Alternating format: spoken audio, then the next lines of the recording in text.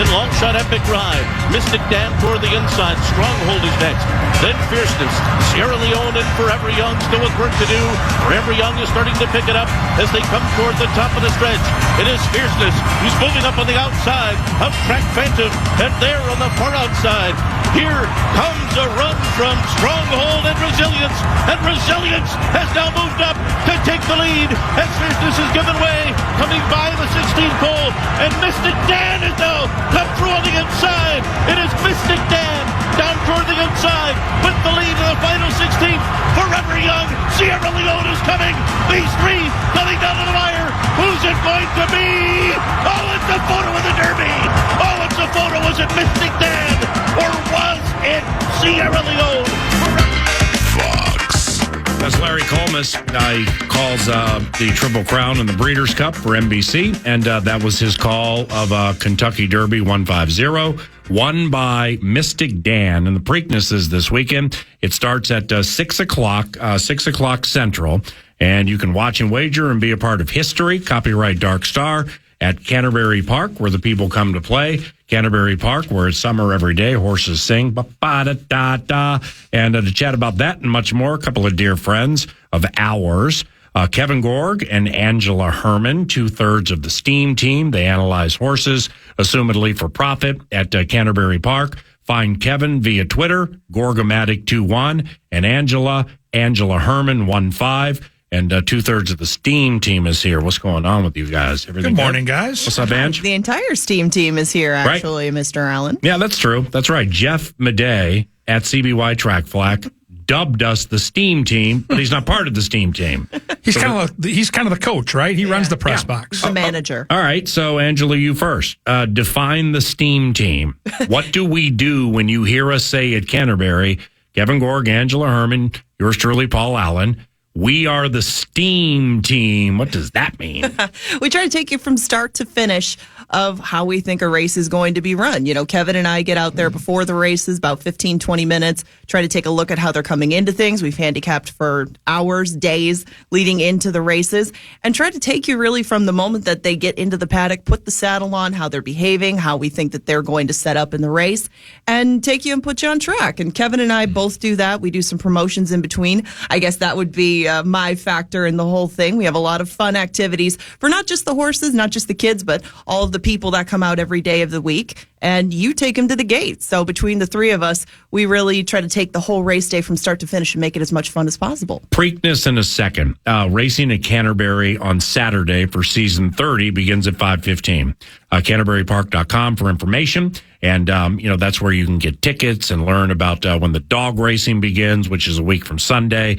Extreme Day with the camels and the zebras and the ostriches and so on. All of the elite promotions we do at Canterbury Park. And Kevin, when it comes to racing at Canterbury Park, all right, it's, we don't ever claim to have racing that's of the blue blood variety. And, like the whales, the sharps, the big bettors around the country, the computer syndicates. They'll bet on Canterbury Park, but we don't claim to be like, hey, we're competing with Saratoga or Del Mar or Gulfstream Park or Churchill Downs. We fully recognize our lot in life, but our lot in life as a racetrack is dramatically different than a lot of failing racetracks around the country. So when I say racing at Canterbury Park and how it distinguishes itself from other tracks around the country, how would you respond to that? We're more of a family entertainment destination. And what I mean by that is, yes, there's gambling. Yes, there's horse racing. It's super fun. It's super entertaining.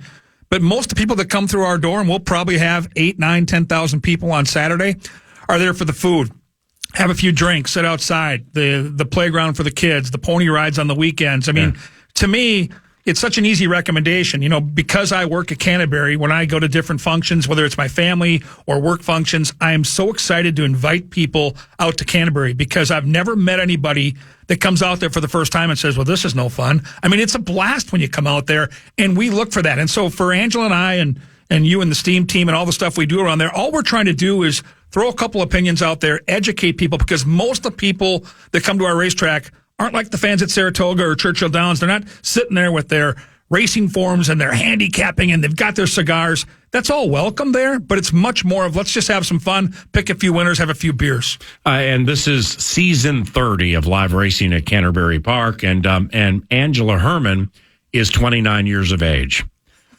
So I wish. Therefore, you are like in unison with everything we do at Canterbury Park. I mean, it's Kevin and I, or whomever and I, remember the 9, 10, 11, 12, 13-year-old Angela Hermann who would come up to the pre-race show and talk about horses and have favorite horses and things like that, I think when you were in middle school. And then through high school and through traveling around the country, analyzing horses, assumedly for profit, you're here as one of our analysts and part of the STEAM team. So, and you work on the third floor as a mutual teller and assorted other assignments, on a year-round basis. So Canterbury Park is incredibly deeply rooted in your professional and personal life, that of your family. So this, like Saturday, how special is it for you? Saturday, for a number of reasons, is very, very special to me. And it's the first day of the season, but it's getting together so much more. It's getting together the people that you haven't seen in so long. It's seeing the horses that you haven't seen in so long. It's, to me, my first sign of summer. It's so many things that I love. And Saturday comes up way too quick when it gets to these last couple of weeks before we get to it. But each one of us has a story that we can tell that really hooked us into Canterbury. But I've got about 40 of them. And there's just different instances around the track that have really endeared it to me, whether it's the people, whether it is a particular horse. And like Kevin mentioned, there's so much more going on there. There's just easy ways to fall in love with it, no matter what you truly are passionate about. For me, it happens to be horses and racing. But you can really have a good time with a lot of people who may not have similar interests, but that interest is drawing you together. And that's one of my favorite things, the unique people and the unique set of people that end up at the track together and really enjoy themselves as a group. That's so beautifully laid out because, whether it's field size occasionally being small at Canterbury or other tracks around the country, favorites winning at way too high of a percentage at Canterbury or around the country, we're there every single day. Yeah, and so therefore we're not betting every single race, but the people who come out, you never know if that group is going to be there one time or 30 times during the season.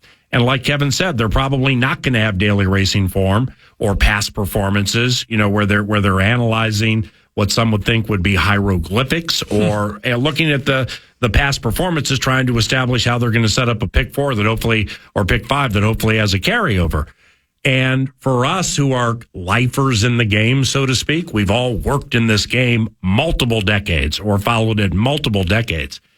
A recognition of who we are as an entertainment facility and a family-first racetrack, which is antithetical not only to gambling places around the country, tracks around the country, but shoot, man, we got 7 miles south of us. That's not a family atmosphere, okay? That's just not a family atmosphere, right. And it has a little cutthroat to it that we don't really have. So recognizing who you are and acquiescing and making sure the public, the fans, have the best time they can have, whether it's beer pong, whether it's kids racing on the track after the final live race on Sunday, whether it's Extreme Day and the promotions and the live music and everything. That's the A topic with Canterbury Park, right? It is. And it's a facility that's built to hold up to 25,000 people. And on most race days, tops, even opening day, you'll see 8,000, 10,000 people. So you can move around. You can be comfortable. You can be outside enjoying the summer weather that Angela referenced. And you can have a great time while you do it. I don't know a lot of places where you can legitimately walk out there with $40 in your pocket and have 4 or 5 hours of brilliant entertainment, great food, great drinks, fun people. And, oh, by the way, once in a while, you're going to walk out with more than $40 when you're done being entertained for most of the day. It's a spectacular place. Our target audience, to a certain extent, is the producer of 9 to Noon, Eric Nordquist. For sure. Oh, yeah. Because, he enjoys a beverage or two on a Saturday or a Sunday with daughters are 8, right? Yeah, now 9. Yeah. 9 years old. So a couple of 9-year-olds, a child on the way, and he's super smart and analytical, but it's a process to learn the past performances. So he can look at a few things and figure it out, or go get touted by Dave Handelin with Dave's faves. Absolutely. The green tout sheet, take our picks or whatever. Oh, what about the old power plays from Gorgie? Are you kidding me? There you go. They're back. And you got, that's great. You got the angle right across from me, and I am the chaser. But it's I just thought of this. I mean, like Nordo and his family, and Nordo and his daughter specifically, that's our target audience. For sure. So, like when you come to the racetrack 5 times during the course of the year, and you bring your daughters, Yeah. what do they enjoy, and what do you enjoy as a casual? As a cat, I mean, from the Clydesdales when they've been out there, it's my kids seeing the corgis, the wiener dogs. I'm waiting to hear the Straight and Strong reference every single year. Extreme Day, we got ostrich races. Like my kids are they're still at that stage, and most kids that age they're still enamored with big, and we're talking big animals, right? And the beauty of these horses, and they love the idea of just winning. So throwing a couple of bucks on a win bet with them hanging out. We got Kona ice here. We got ice cream there. We got face painting in the back. Yeah. We got Senor Smiley at Sips with Chips. Oh, correct. Waiting for Dad to get some Cutwater margarita bit going on. Dad, the line's so long. Trust me, sweetie, it's worth it. You get it. You want Dad to have this margarita out in the sun. Trust me. No, but it's a festival for them. It really is. And for me, me personally, I get to go sit down and play blackjack once in a while. Yeah. I can play poker and lose all my cash to somebody across the table. I can do all those things. The beverage angle of it is great. But for me, I am a casual. I am not sitting down with past performances and putting the sweat equity that you guys have done over the course of your 10 years, personally and professionally through Canterbury. I'm there to have fun. And so the Canterbury that you guys have built is an environment where there's a fair number of you out there.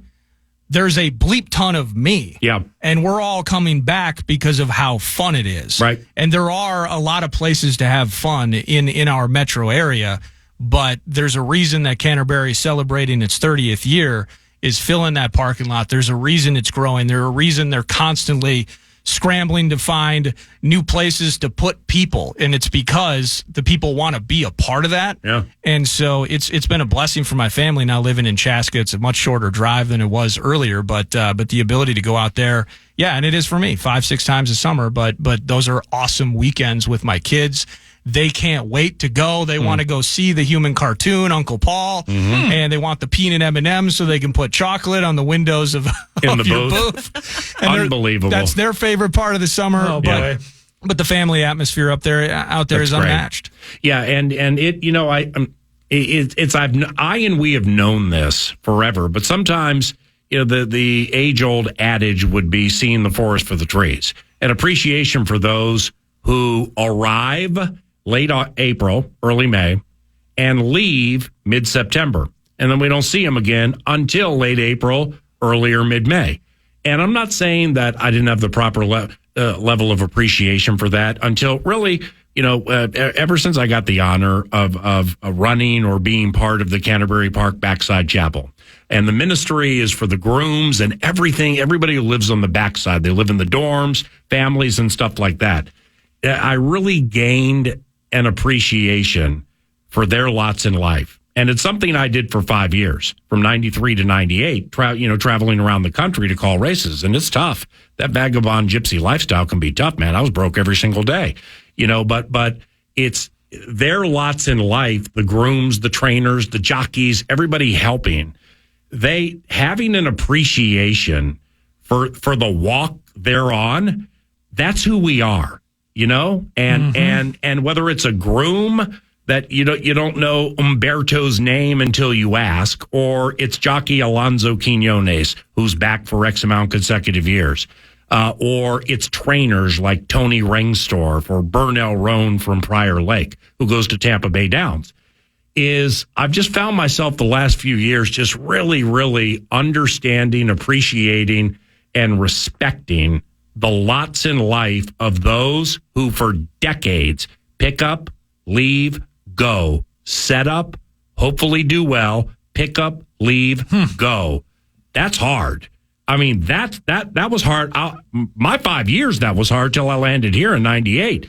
I mean, a lot of these people have been doing it for decades. So, man, there are a lot of tough people out there. When you end up working where we do, behind the curtain, you end up really respecting and appreciating all the work that goes on to make a race day work, right? You think about what all the people that make that backside go, the people you just referenced, everybody working so hard. Up at 4 o'clock in the morning, they start getting the barns ready, getting the horses out, workouts from 5 in the morning till 8 in the morning.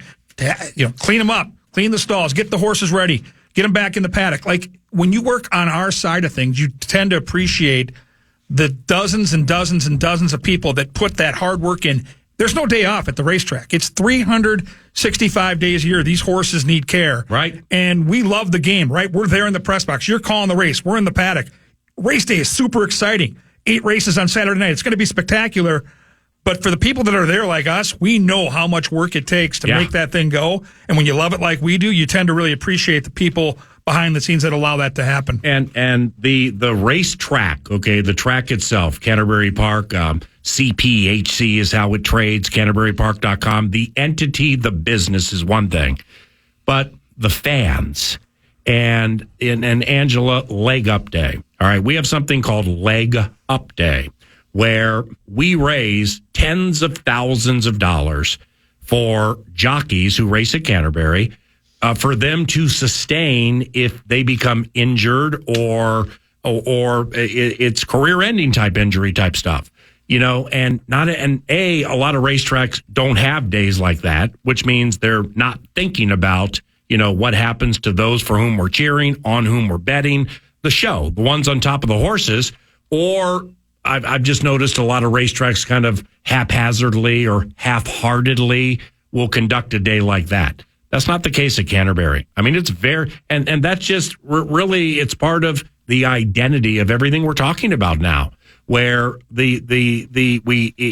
whether it's the fans or those who work in the game, like the jockeys, the Leg Up Fund, with all that money that's raised for jockeys who get injured, that's another separator with Canterbury Park that's under the radar, right? And it's good to get the fans involved with it, too. If people hop into a dunk tank, it's not just putting out a jar and saying, help us out. It's get involved. Help the people that you enjoy following along with, that are entertaining in the whole show.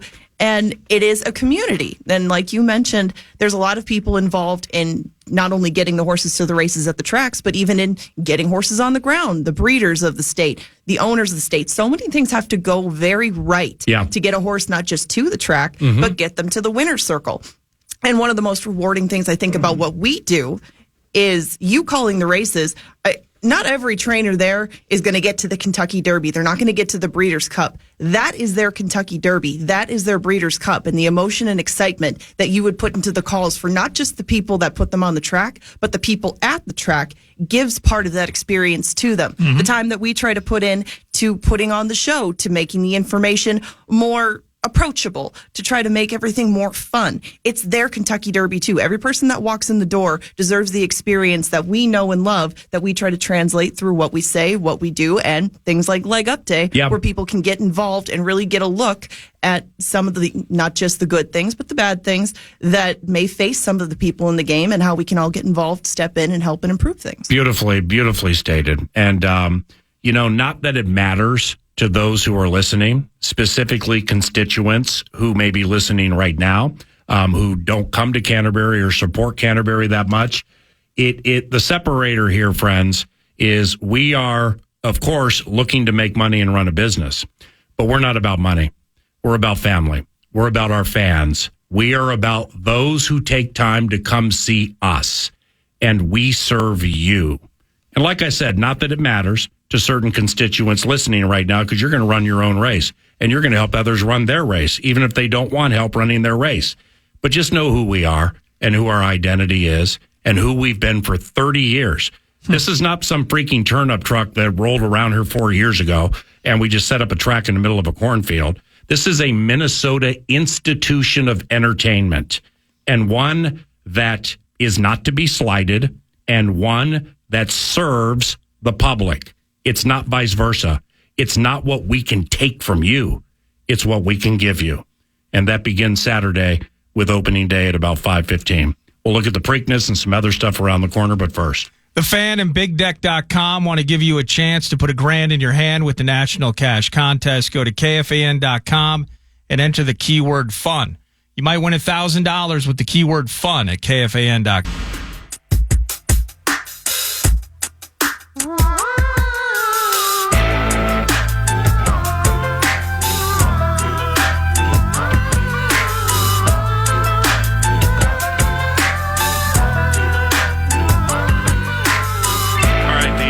Second jewel of the Triple Crown, the Preakness Stakes, takes place at about 6 o'clock Central. So that'll be after the first race of season 30 at Canterbury Park, which commences Saturday in the neighborhood of 5:15. Gates open significantly earlier, probably like 8 a.m. or something like that, for the entirety of a Preakness Stakes Day from Pimlico in Maryland. And you can advance wager on the Preakness Stakes. If you can't make it out Saturday, you can advance wager on that race, certainly well in advance. Friday for sure. Black-Eyed Susan, the Phillies version of the Preakness Stakes, that's on Friday. That's always a cool race. But for those coming out to Canterbury Park, CanterburyPark.com for information and to get tickets. And you're going to be there to follow Mystic Dan.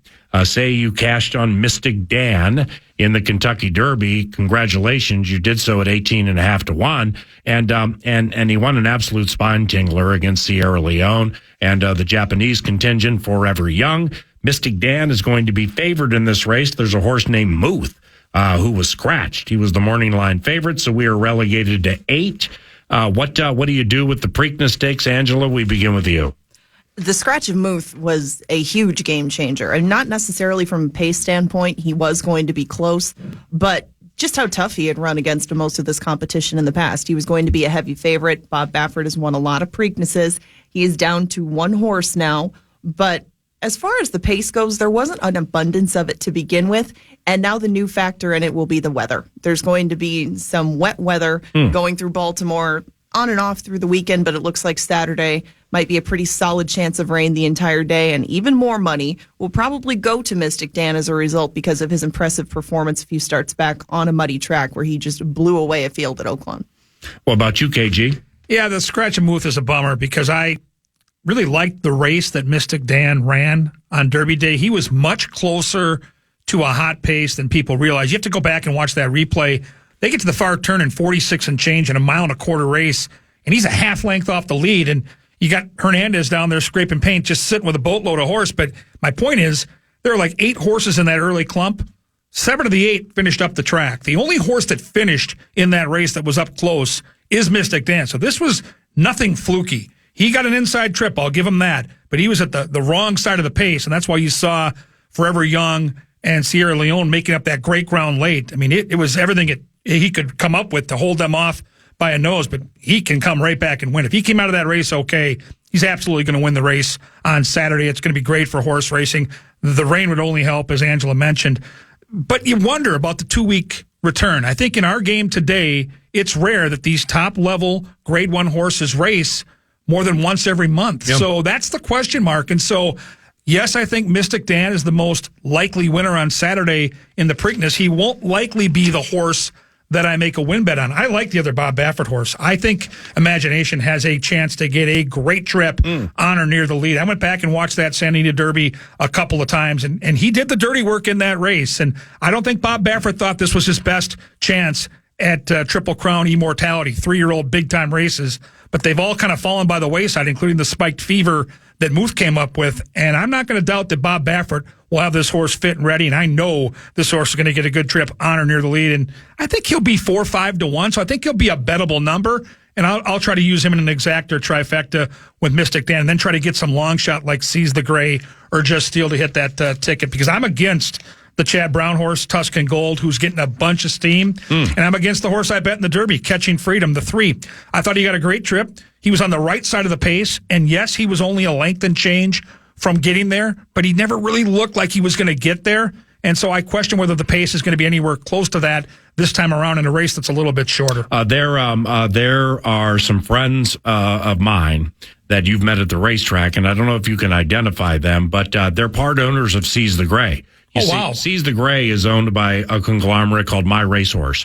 So I don't know if it's 2%, 3%, 5%, 50% or whatever, but I've known about Seize the Gray since he was a 2-year-old, and I've watched him run. In fact, in the JR Stakes at Turfway Park, he needed to finish first or second to have enough points to get into the Kentucky Derby. And he lost second with a bad ride. I mean, he got checked 15 times. He missed it by 2 inches. So they missed an opportunity points-wise to get into the Derby off that race at Turfway Park, and they were super sad. Tom Cosgrove is the guy's name. And so then they come back in the Bluegrass, and they have problems, but then they win the Pat Day Mile day of the Kentucky Derby. I hope you bet that horse that day. It was like 8-9 to 1. Right. And so Seize the Gray, you mentioned Seize the Gray. Like, what do you think of his chances for the My Racehorse group trained by Dwayne Lucas in the Preakness? What do you think? Well, I think he's going to get a great trip, Ange. I mean, out of that 1-turn, 1-mile race, he's going to be sitting a couple lengths off the pace. He's got the right running style. If, let's say, Just Steel and Imagination, the horse I fancy, go out there and duel early, he's likely to be in that next clump with Mystic Dan, just a couple lengths off the pace. And I wonder about the 2 weeks on the return. But no, I love the way he won that race last time. And he's got wet track experience. He's been on a wet track twice, and he's won at 16 to 1 at Saratoga on a muddy track. So the rain would only help him. What do you think, Ange? Seize the Gray and the rest of the field. Like, how are you going to bet it? Well, before he thought of Bob Baffert being associated with the Preakness and all the wins that he's had, Dwayne Lucas won a lot of these, and he has a couple of horses, including Seize the Gray, who have similar sets of races on paper as far as their style. They're versatile enough, but it seems like Seize the Gray is a touch better when he's closer to the pace. Like you mentioned, the Jeff Ruby, he was further back than he normally is, and Dwayne Lucas has said he'll be near the pace. He doesn't know if he'll be on the pace, but he'll be near the pace. And if Imagination tries to slow things down, I think that Seize the Gray is going to make sure he doesn't. And his other horse, that being Dwayne Lucas's, the stablemate of Seize the Gray, Just Steel, was on the pace in the Derby. And Kevin mentioned how that melted down, fell apart, and all the horses that were close up managed to find themselves at the caboose at the back. Well, Just Steel was one of them, but he's reunited with Joel Rosario. Joel Rosario has got the only 2 wins on Just Steel. This horse is usually a pretty fair price, and I think having versatility in this short field with some of the question marks, with the questions with the weather, you're going to want to have a horse that can call an audible, maybe at the half-mile pole. If you need to go push things along, you need to move in, you need to move out. That's a good fit for me. And Mystic Dan brings the same sort of thing because he can sit up close. He can come from way, way behind. And these two represented, I guess, the best set of skills that I would like for a race like this with as much uncertainty and questions to be answered. And then you get finally to the Preakness. I mean, put the betting to the side. I don't know if I'm going to bet the race or not, but I'm pulling for Mystic Dan. Yes. Yeah. 3 weeks after the Preakness, we have an opportunity for a Triple Crown sweep, which may not mean as much to the public now as it did, say, when Affirmed was doing it against Alydar in the late 70s, and there weren't as many there were no phones, but as many options, for entertainment as there are now. It's still not only for Canterbury Park, but for the game of horse racing. And it's just cool to have an opportunity for a horse to sweep the Triple Crown. And Mystic Dan absolutely can be in that spot, right? And how cool would it be that this is the 1 year because of the reconstruction at Belmont Park that the Triple Crown try could happen at Saratoga. Oh, wow. At 1.25 miles, a distance this horse would have already won at. And if you know Saratoga in the summer, you know how often it rains there. We know Mystic Dan is a slop-loving fool. So, yeah, if he wins on Saturday, this gets really interesting. And I think, again, if you take the odds and the betting out of the equation, he looks like he's in a great spot for victory. He has enough speed to get in front of the closers to his left in that starting gate, get right back on the rail where he loves to run. Angela mentioned that race at Oaklawn Park that he won. He did so riding the rails, just like he did in the Derby. That's how Hernandez rides. He's going to get that trip all over again on Saturday. We're pulling for him. I'd love to see Mystic Dan win the race, and then we get a chance at history, a chance at a Triple Crown 3 weeks after Saturday. All right, let's close it up like this.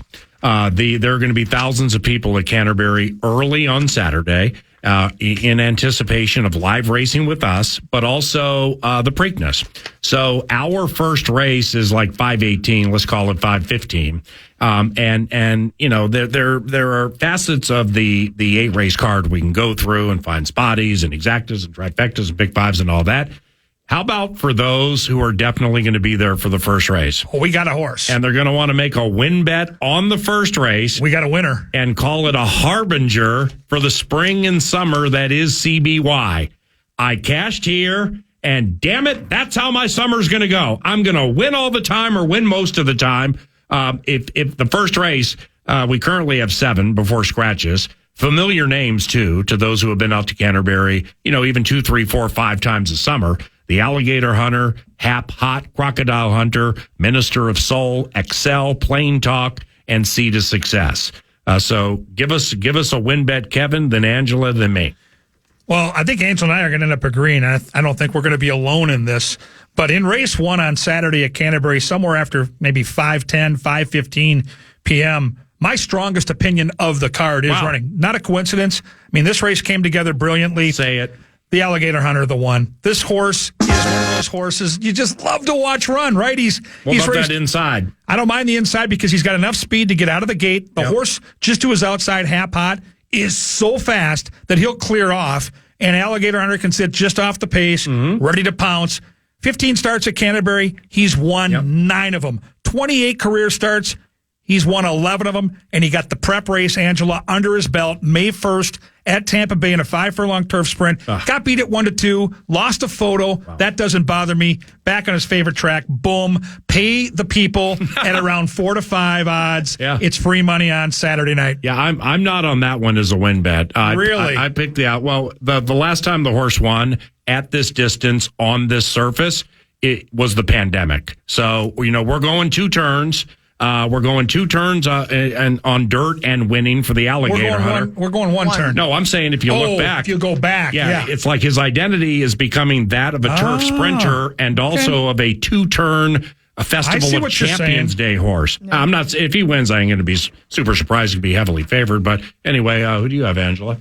I have the Alligator Hunter, and I find it interesting that you're looking back at some of his races to find a win. But if at you look, this distance on the dirt, I know. But one of his best races last spring was the 10,000 Lakes. He was second that day. He was second to Dr. Oscar. And since you like stats, Tim Padilla last year, I believe, shipped in 8 horses opening weekend that ran up here. He won with 4 of them. 1 ran second and 2 ran third. That's good. And these horses come up from Tampa ready to roll. They aren't coming up much sharper than the Alligator Hunter. That race that Kevin mentioned was a very game defeat. And we know the Alligator Hunter well by now. Sometimes he gets to some antics in the stretch. I think he tried to pull the same thing at Tampa. He's just very tough. He's competitive. He only came up a neck short despite any of that. And it's a perfect setup to bring him back to his home state and get a win and start number 1 of the year at Pierre. Absolutely. Who do you like? And he is absolutely the one to beat. And if he wins, I'm going to have fun in the race call. For Pete Matson, one of the owners, the trainer, the rider, it's great. I mean, I love that horse. Don't get me wrong. But this old guy is going to support the other old guy in the middle of the field. I know he is. 10-year-old Minister of Soul. Yes, I've got him second. 7 for 16 at the distance. He is 7 of 9 in the top 3 at Canterbury with 3 victories. And his most recent race at Turf Paradise, which is not on par with Tampa Bay Downs, but he's lickety split. So the way I look at it is if the Alligator Hunter makes a mistake, just a single mistake, or something goes amiss with that inside spot, my guy, Minister of Soul, the 10-year-old, he's going to be right there to take advantage. Your thoughts? I took him second, and he is the biggest threat in my eyes. The Phoenix Gold Cup that he ran in the middle of March, all but 2 of the combatants in that went on to hit the board in their next one. A couple of them won. And the horse that beat this one last time, Diamond Rim, just laid it on Dr. Oscar, beat him by about 8 last week at Prairie Meadows. So if you judge them by the company they keep, definitely Minister of Soul is right in the mix. And if you judge them by last year's numbers, maybe the Crocodile Hunter, the Alligator Hunter is for you. But both of these 2 definitely stood out to me as far as contenders in a very deep race with a lot of speed. Yeah, what a great way to start. Yeah, you can make cases for just about anybody in the first race and then take all that money and put it on the Preakness. Elite Intel. Love you guys very much. Can't wait to work with you again beginning this Saturday for opening day season 30. Angela Hermann at Angela Hermann 15 on Twitter. Kevin Gorg, Gorgomatic21 via the tweet machine. Thank you guys very much and see you soon. Love you, PA. Love you too. We'll be right back. Fan.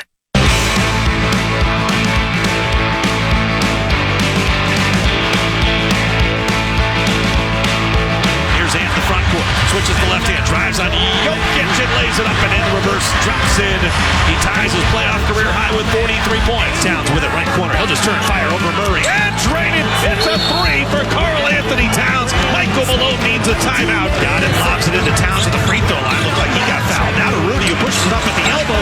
Off glass and in for Rudy Gobert. Nas shoves off. Oh, Nas recovers. Blocks the shot out of bounds and then has some words for Jamal. Now that I'm gone, I just don't know what to do. So I sleep right through the day and I howl at the moon. Bingo! He got it again. His third 3 of the game. Look at the reaction from Mike Conley. Just fist pumped. Howl at the moon. The defending champs are shell-shocked.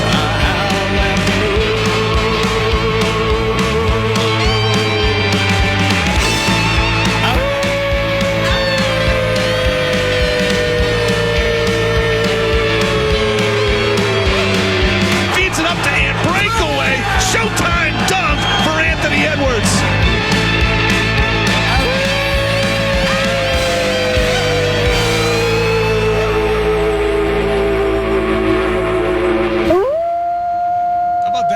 To whom do we owe a thank you for that wonderful honor? Yeah, my buddy Jeremy back in connection with Uda Pills back in the day. Yeah.